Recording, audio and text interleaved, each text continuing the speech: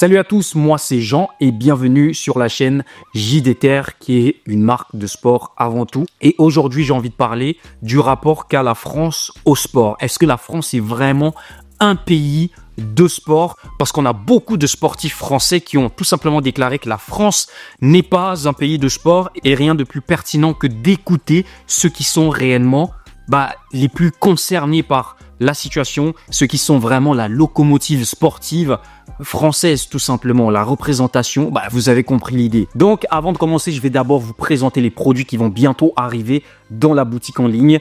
On a d'abord la casquette, vous voyez, franchement, elle est parfaite parce que moi j'ai une grosse tête. C'est rare de trouver les casquettes qui me vont très bien, celle-là elle est parfaite. On a cette veste pour le sport qui est incroyable et vous avez le pull derrière, le nouveau sac training, à savoir que sur ces sacs training, vous avez bien évidemment un patch à personnaliser gratuitement si vous le commandez sur le site internet. Donc, ceci étant dit, revenons à nos moutons. Est-ce que la France, c'est un pays de sport en réalité?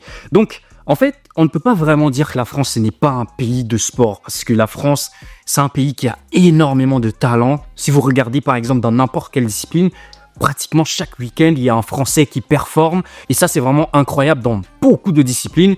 Il y a des Français qui performent. Et il y a certains sports en France où la France est présente en fait. Vous avez par exemple le foot. Donc dans ce sens, on peut dire que la France, c'est un pays qui ne manque pas de talent.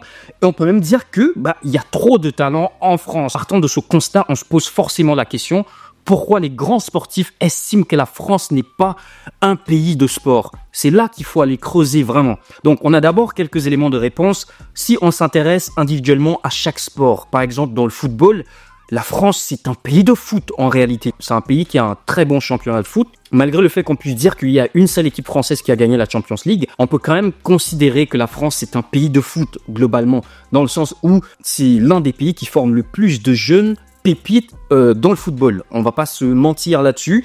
Et le championnat français, c'est un championnat qui est très formateur. Et généralement, ce qui fait en sorte que le championnat français ne soit pas compétitif entre guillemets. Quand je dis compétitif, je veux dire vraiment à l'échelle européenne. C'est tout simplement que les meilleurs joueurs qui sont dans le championnat français, ils se révèlent quand ils sont jeunes. Et à l'instant où ils commencent vraiment à prendre en maturité, ils s'en vont tout simplement dans les clubs anglais, dans les clubs espagnols, pour des raisons qui peuvent être multiples. On a par exemple des clubs un peu plus prestigieux. Dans ce sens-là, on peut en quelque sorte se permettre d'exclure le football quand on fait cette analyse. Parce que moi, je considère que la France est un pays qui est vraiment présent dans la scène football. Le football, c'est un sport où vous n'avez pas vraiment besoin de beaucoup plus de moyens pour pouvoir jouer en fait, que vous soyez dans un club ou non. Donc quand on regarde en fait, il y a un city par exemple dans chaque quartier, ce qui est beaucoup plus facile pour découvrir, explorer le sport en question. C'est beaucoup plus facile en fait, vous avez un city pratiquement partout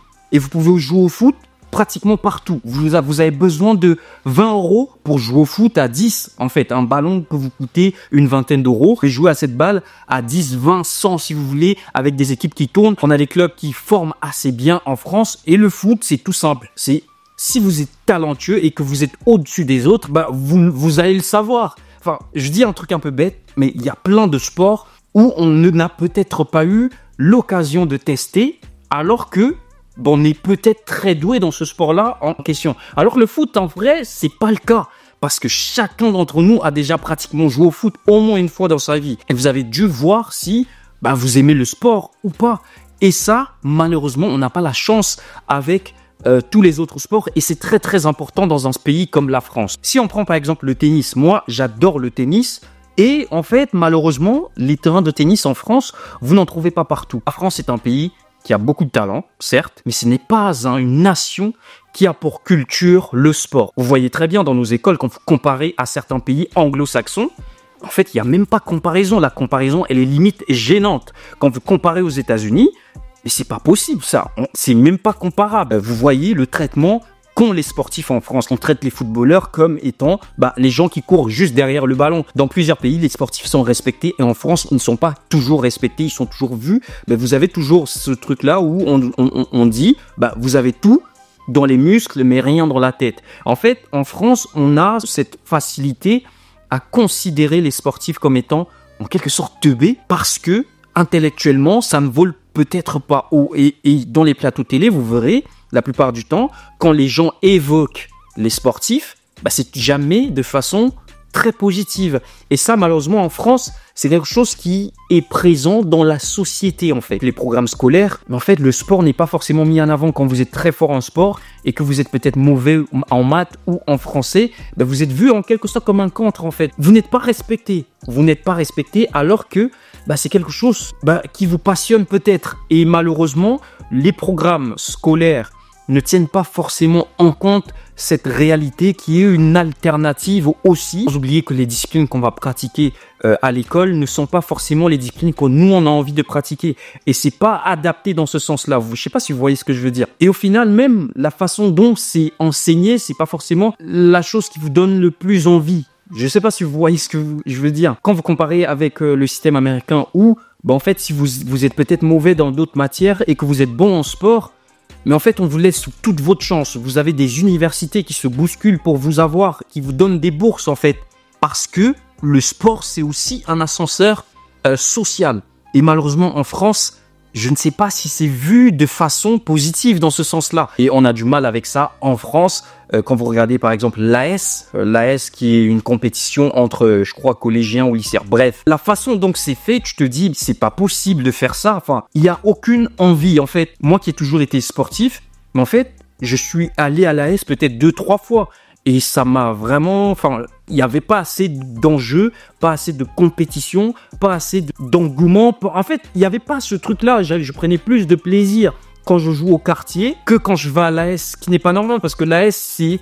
Tu vas faire une compétition avec d'autres collèges. Vous voyez ce que je veux dire? Et pour moi, malheureusement, c'est quelque chose qui n'est pas assez développé. Et vous le faites parce que il faut le faire. Il n'y a aucun objectif derrière. Il n'y a aucune récompense d'une certaine façon qui n'est pas forcément une récompense où on va vous donner ceci, cela. Une récompense intéressante ou un truc pour trouver, par exemple. Voilà, typiquement, trouver un terrain de tennis gratuit pour jouer avec des potes, c'est pas possible, c'est introuvable. Et quand vous allez le trouver, ils sont en très mauvais état. Ils sont en très mauvais état de 1. Et en plus, parfois, il y a trop de monde. Mais ça, en soi, ça, c'est pas un problème. Mais vous voyez ce que je veux dire? C'est difficile de trouver un terrain de tennis qui est accessible grand public, alors que pour moi, j'ai l'impression qu'il est beaucoup plus simple, entre guillemets, de construire un terrain de tennis que un city, alors que les cities, il y en a partout. Donc, ça peut aussi expliquer le fait que ça fait quand même plus de 40 ans, je crois, que la France n'a pas gagné Roland-Garros. Et ça, c'est assez problématique pour l'un des tournois les plus prestigieux dans le monde du tennis, qui n'est pas un Français qui l'ait gagné depuis Yannick Noah. Et alors qu'il me semble que le tennis est le deuxième sport le plus pratiqué en France. Et malheureusement, on n'a pas plus de pépites en quelque sorte que ça qui sortent des écoles françaises, on va dire. Et ça, je n'ai même pas parlé de la reconnaissance que peuvent avoir des sportifs, du traitement qu'ils peuvent avoir vis-à-vis de leur fédération. Tout ça fait en sorte que il y a certains sportifs qui sont obligés d'aller voir ailleurs pour performer. Vous avez Léon Marchand qui était obligé d'aller aux États-Unis pour pouvoir performer, alors que la France est une grande puissance. Donc, vous avez l'un des meilleurs athlètes français qui est obligé d'aller s'entraîner dans un autre pays, dans une université américaine, pour pouvoir performer aux Jeux Olympiques. Ça, c'est quand même assez problématique, je trouve. Et je prends vraiment le cas de Léon Marchand, parce que c'est le plus connu, mais il y en a beaucoup dans ce cas-là. Vous avez par exemple en boxe, c'est un autre délire. En boxe, si vous voulez réussir en boxe, gagner votre vie décemment, vous devez quitter la France. Vous ne pouvez pas, très peu de boxeurs vivent réellement de leur activité en France. Très très peu. Je connais énormément de boxeurs professionnels qui sont obligés d'avoir un autre taf à côté, l'intérim, alors que la boxe est un sport où vous faites énormément de sacrifices, que ce soit sur votre santé. Pour performer, vous avez besoin d'être à 100% pour ce sport-là. Quand vous comparez par exemple la France et l'Angleterre en termes de boxe, c'est affolant. Et j'ai même pas envie de parler des États-Unis et même le Mexique. Vous comparez la France et le Mexique en termes de boxe, c'est pas comparable. C'est pas comparable. Alors qu'en termes de moyens, la France a beaucoup plus de moyens que le Mexique. Tony Yoka, par exemple, il s'entraîne en Angleterre maintenant. Vous avez Christian Ambili qui est le meilleur boxeur français actuel qui s'entraîne au Canada depuis vraiment des années maintenant. La France, c'est un pays qui a énormément de talent et ce, dans n'importe quelle discipline. Malheureusement, la culture française n'est pas forcément sportive. Vous pouvez même regarder au sein de votre famille. S'il y en a parmi vous qui voulez réussir dans un sport en particulier, même votre famille a dû vous dire à un moment donné, je veux que tu ailles à l'école, ce qui est bien. Je ne suis pas en train de dire le contraire, mais en réalité, on va toujours dénigrer celui qui a envie de réussir dans le sport. Et malheureusement, en France, c'est ça. Ceci étant la fin de la vidéo, on va continuer la propagande autour du sport. Le sport, moi je pense que ça peut être un moyen de motiver les gens. Ceci étant dit,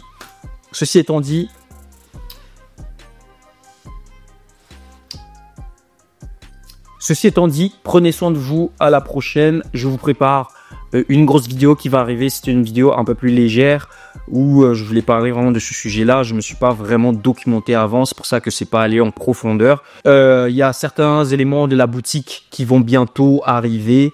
La boutique n'est pas forcément à jour. Il y a beaucoup de produits qui ne sont pas en ligne parce que forcément j'ai pas mal de commandes que j'ai dû gérer et il y a une collection qui arrive. J'ai l'impression que j'ai dit ça dans toutes les vidéos et finalement je ne la fais pas. Donc tous les produits sont prêts à être mis sur le site. Il faut juste que je trouve le courage et ça, j'espère que vous allez aller checker ça. Donc prenez soin de vous, à la prochaine.